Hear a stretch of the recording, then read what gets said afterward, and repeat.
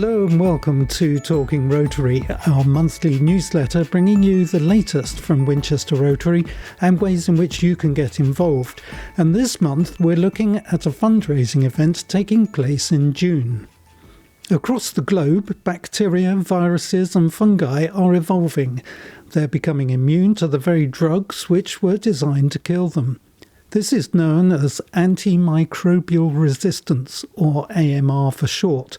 It's not just a future threat, it's a silent, microscopic arms race happening right now and poses a real threat to our health.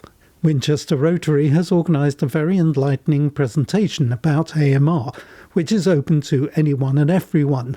Here's Colin Cook to tell us more. Well, this event is being held at the Winchester Science Centre and Planetarium, and it's being held on Friday the 5th of June from 6 o'clock to 8 o'clock.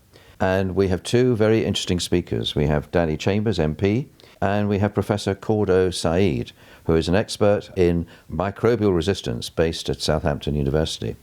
Danny Chambers, as you may know, is very much involved in all aspects of medical and veterinary healthcare and is a very keen advocate of this subject. And the subject is antimicrobial resistance.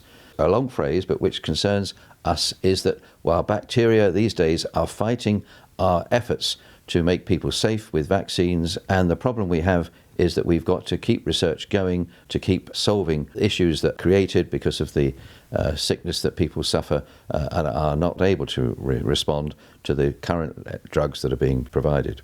Does this mean that the bacteria is becoming immune to our drugs? I think that's probably true, and it's a constant battle. A very interesting article I read in a newspaper recently is that we can find out more from wild species in our own environment, and this is something which Danny Chambers may well touch on, because there's so much we can learn from how animals are able to resist this. We all know about how rabbits have been dying through myxomatosis, but only the other day I saw some rabbits gambling in the field beyond my garden, and so they have survived somehow.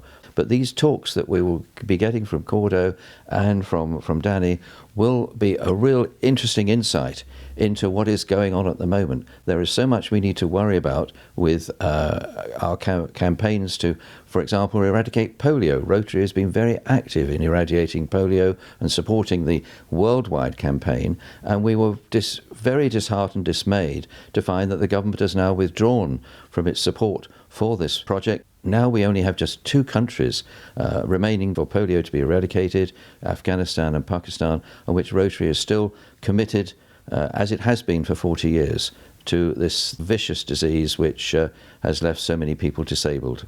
Cordo himself is a polio survivor. I think that's very true. His origins are from Iraq, where he contracted polio then, and I believe he also contracted it subsequently, a different strain. So he has fought polio twice in his life. So he couldn't be more committed to a campaign not only for this, but also to eradicate other diseases and to protect people from diseases that his research is targeted at. Now, I've already said that this is a fundraising event, so tell me how that works. Where does the money come from and where is it going to go to? Well, all we're asking people to pay is just £15 for a ticket. You can book the tickets online, and those tickets will provide you with two very interesting speakers, 2 hours of interesting talk and discussion as well, and you'll get a welcome drink when you arrive at the Science Centre. Now, any proceeds from this event will be committed to our worldwide project of ending polio now. This is a commitment that Rotary has had, as I say, for 40 years, and something which we are determined to complete the task that we started all those years ago. Can you just turn up on the night?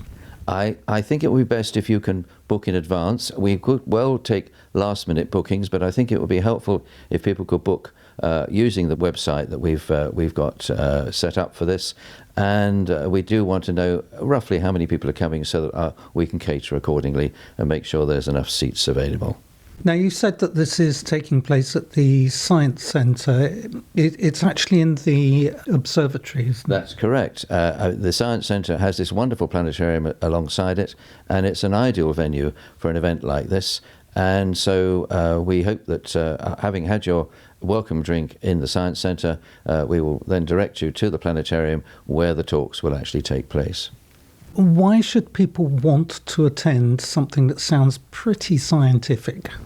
Well, I hope that you'll find that the subject matter will still be of relevance, will be of interest, and certainly will inform you of all the steps that are being taken at the moment. There are so many things that we don't know about and that we worry about. At least if we attend something like this and come to something like this, we can hear two experts talking about a subject that hopefully will give us heart that there are people striving to make us safe in the world and to keep us safe and our health safe for the future. To join us for this fascinating talk on Friday the 5th of June, simply visit our website by searching Winchester Rotary UK and follow the links. Before I go for this month, don't forget our annual fundraising walk along the Watercress Way on Sunday the 31st of May. It promises to be an enjoyable event and all proceeds will go towards our charity of the year, Wonder Seekers. You do need to register though on our website to take part. You can find information about all our current Rotary projects on our website. Simply search for Winchester Rotary UK and follow the links. But that's it for this month. If you're listening on Catch Up, remember to click on the follow button so that you never miss a future episode. In June, we'll be looking at our Magnificent Meadows project. But until then, this is Steve Feeney for Winchester Rotary saying goodbye.